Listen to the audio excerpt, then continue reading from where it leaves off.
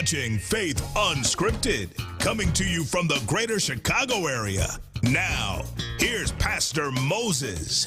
How many of you are ready for the word of the Lord? I'm excited about the word of the Lord. We've been in a powerful sermon series here at Faith Movers Church entitled Conversations at the Cross. It has been a blessing so far, and today we have another conversation. You know, I'm just enjoying having these conversations about the cross because I don't know about you, there's power in the cross. Maybe you're going through some things. Maybe you've been going through some struggles, some trials, and some tribulations. Here's a word for you today. Get closer to the cross, because I believe I've got some people that can testify there's power in the cross.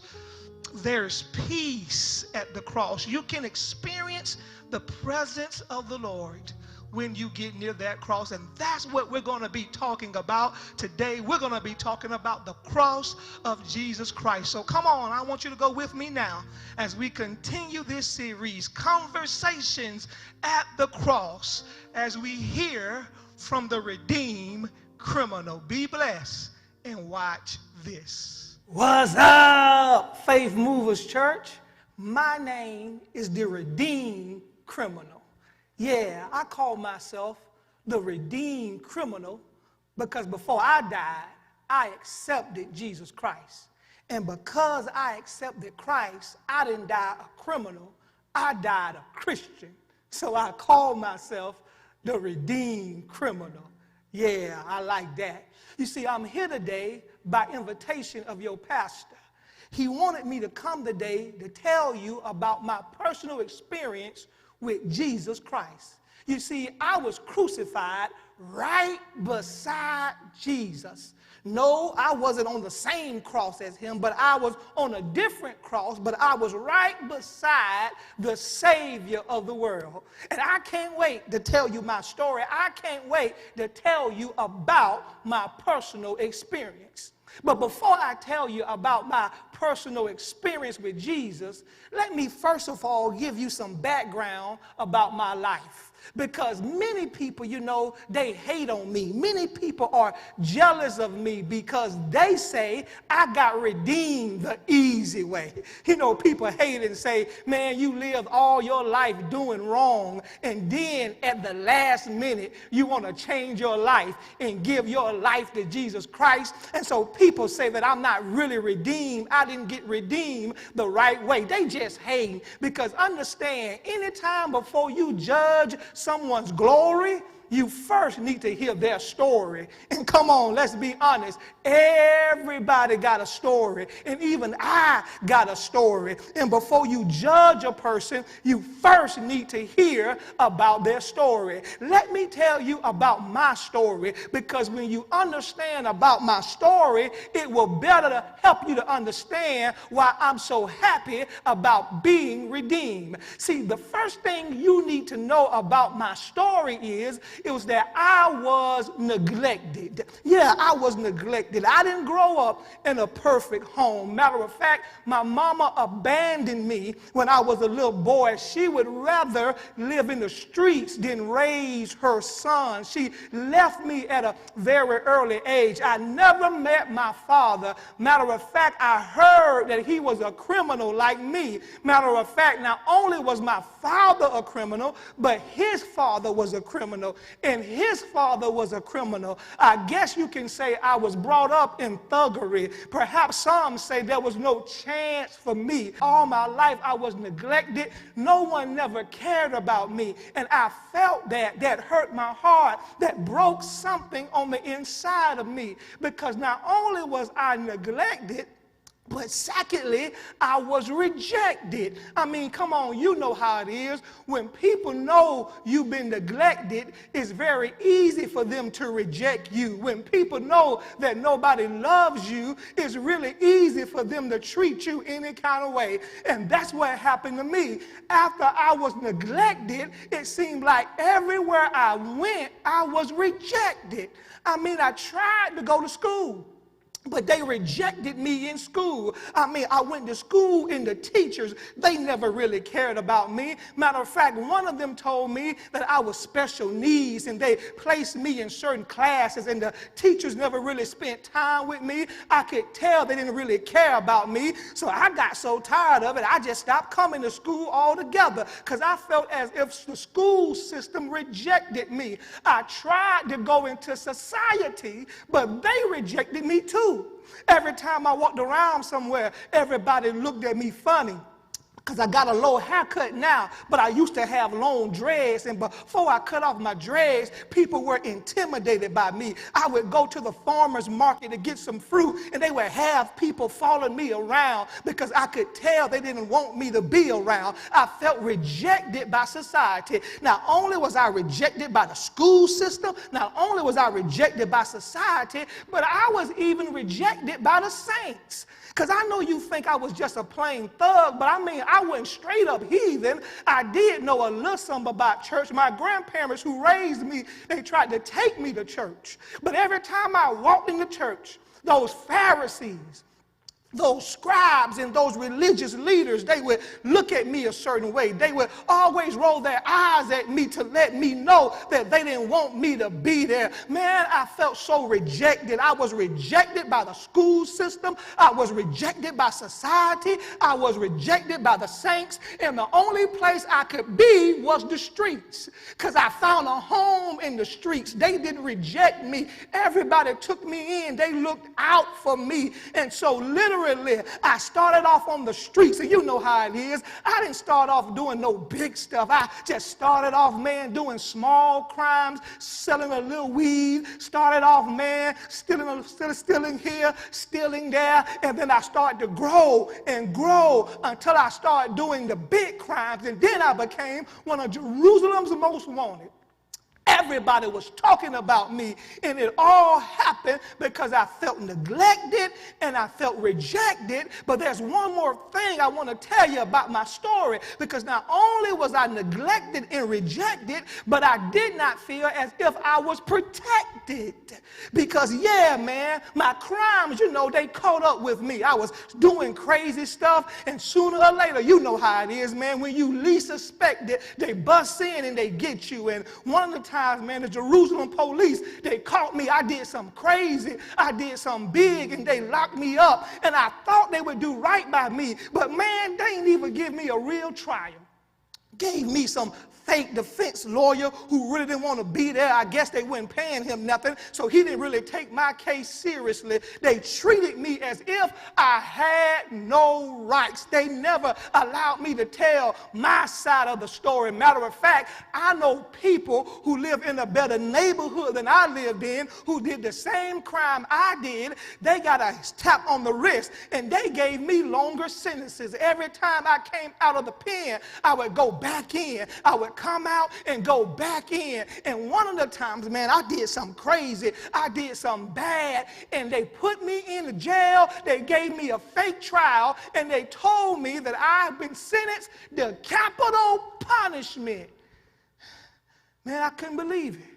I didn't ever think I was going to die over this stuff, but man, they said I had to die. I had to be crucified. Please don't misunderstand me. As I tell you my story, I'm not making no excuses. Yes, I was neglected. Yes, I was rejected. Yes, I was not protected, but I'm not saying that justifies the thing I did, the stuff I did, and I did do it. I will admit to you, man, I did a whole lot of wrong. I did a whole lot of crime. I've done some things I'm ashamed of, and what I'm telling you is, if I would be honest, I probably deserved to be crucified. And I tell you, man, when they announced they was crucifying me that day, I thought my life was over. But as favor would have it, although I was being crucified, I was being crucified next to Jesus. Well, I guess if you got to be crucified, at least be crucified with Jesus. Because as I was crucified with Jesus, it was that experience that changed my life forever. And that's what I want to very quickly tell you about. I want to tell you about that experience that changed my life. And the first thing I want you to know about my experience with Jesus Christ, the first thing I experienced, y'all, was number one, I experienced conviction. Yes, when I was on the cross that day, I got convicted.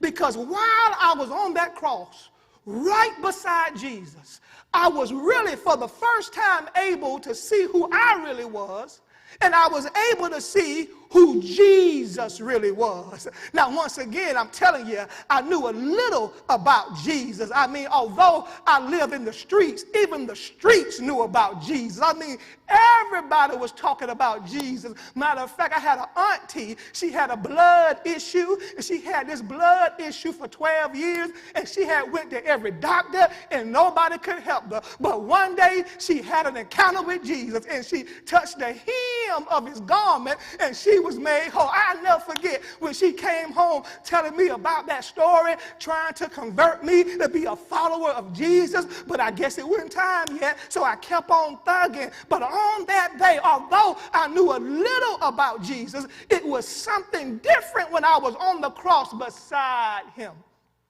Because it was that day that I was able to see me for the sinner that I was. I was able to see all the wrong that I had done. You see, the first step to becoming a Christian is that you first have to admit that you need to be saved.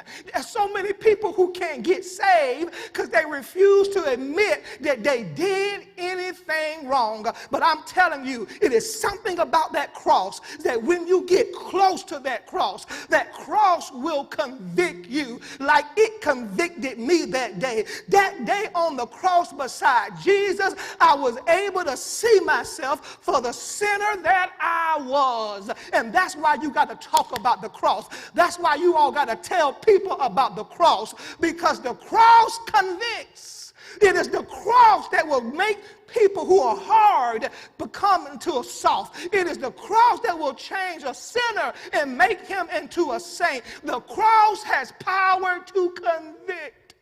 And that's what happened to me that day.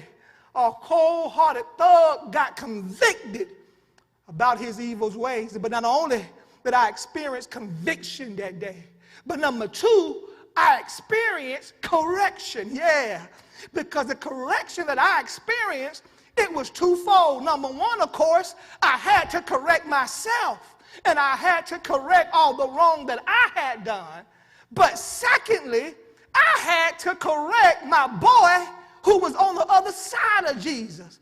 Because, man, that fool started tripping. I mean, he was out of pocket. I mean, we were getting there, and we was all about to die. And he started tripping. I mean, he literally fronted Jesus and gonna tell Jesus, if you are the Christ, save yourself and us. And I said, and us? Now, I can see save yourself, but save us. What have we done to be saved? I mean, I checked him. I went in on him. I said, man, who are you to try to front Jesus, man? That man ain't did nothing wrong. We have done everything that they said we've done. Matter of fact, we ran the streets together. We sold drugs together. Matter of fact, man, we went to the strip club together and made it rain. Uh-oh, I shouldn't say all of that. I mean, we did everything together, and everything they say we did, we did. But Jesus, he was an innocent man.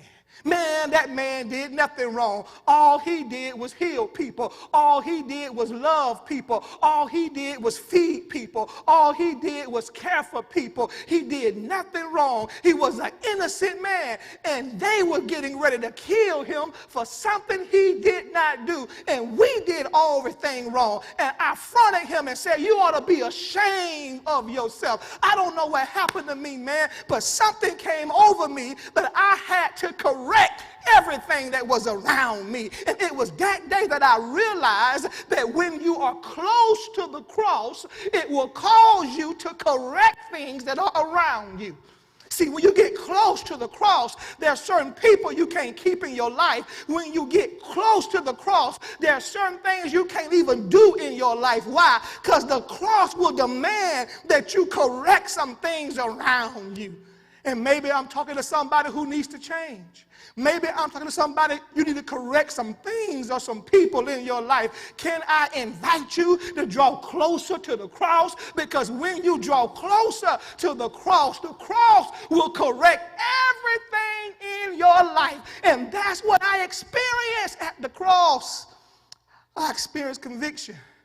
I experienced correction. But here's the last one.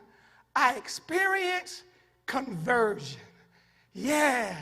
What I'm saying is, at the cross that day, my life changed forever.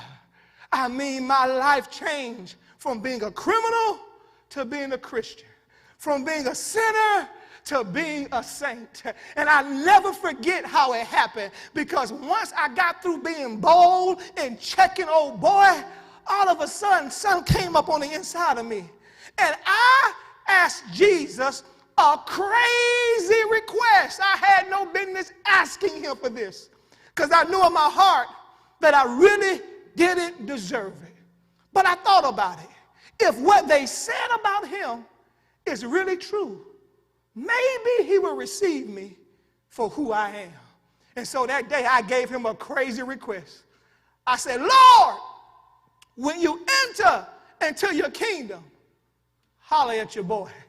When you enter into your kingdom, remember your boy. And I'll never forget how I felt when I said that, because I just wanted the Lord to remember me. I told you about my story. All my life I've been neglected, rejected, not protected. And I just wanted somebody for once to remember me, to remember the good that I wanted to be, to remember the good heart that is really on the inside of me. Have you ever been at a place that you just wanted to be remembered? You wanted somebody to look out for you? I said, Jesus, I don't know if you can or not, but when you get there, can you just remember me? I'll never forget what he said. He looked at me and he said, today you will be with me in paradise. I can't believe it. You mean I made it into paradise? Me? All my life? The crime I've done? The one who was neglected, the one who was rejected, the one who wasn't protected. And just to think, it only took one ask. One ask changed my life. It was one ask that got me saved. It was one ask that got my sins forgiven. You only have to ask one time. And no matter what you've done, who you did it with, he will give you another chance. It's the power of one ask. And y'all, by one ask, a criminal got redeemed. And so for the rest of my life, I thank God for Jesus, and I thank God for that cross. Because it does not matter if you've been neglected, rejected, or not protected. When you come to the cross, he will convict you. He will show you who you are and show you who he is. When you come to the cross, he will correct everything that's wrong around you. And when you come to the cross, he will convert you. He will literally change your life. And the only thing it takes is just one ask. Y'all hear that? Oh, man. I'm sorry, man. That's David up in paradise. He's having a concert. I got to go because David, he has the best concerts. I can't miss it. I got to go. But I really do believe, whether you are ready or not, it won't be long. I'll be seeing you soon in paradise. Until then, remember, stay close to that cross. I got a concert to get to. At the cross, where I first. Eyes were closed, and I couldn't see Jesus for who he really was. You see, I know now it was the devil who had deceived me and caused me to think that I didn't need to be saved. He made me so angry. He made me so bitter because I had been neglected, because I had been rejected. Are you tired of being on edge about your child's education, wondering if they're going to slip through the cracks or if they're being challenged to maximize their full potential? Are you in search of a village that can reinforce the Christian values that you teach at home?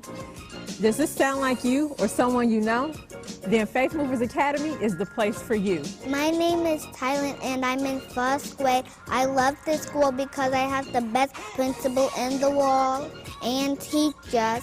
And I love my classroom because I have all types of colors and all my friends are nice. Our goal is to shape today's scholars to be tomorrow's leaders through a creative, rigorous, and personalized educational experience. Our learning leaves the book, goes past the walls, and it penetrates the hearts and minds of our scholars. So if this sounds like you, don't wait another minute. Text enroll to 708-329-8823 to register your scholar today. And as always, thank you for joining the movement.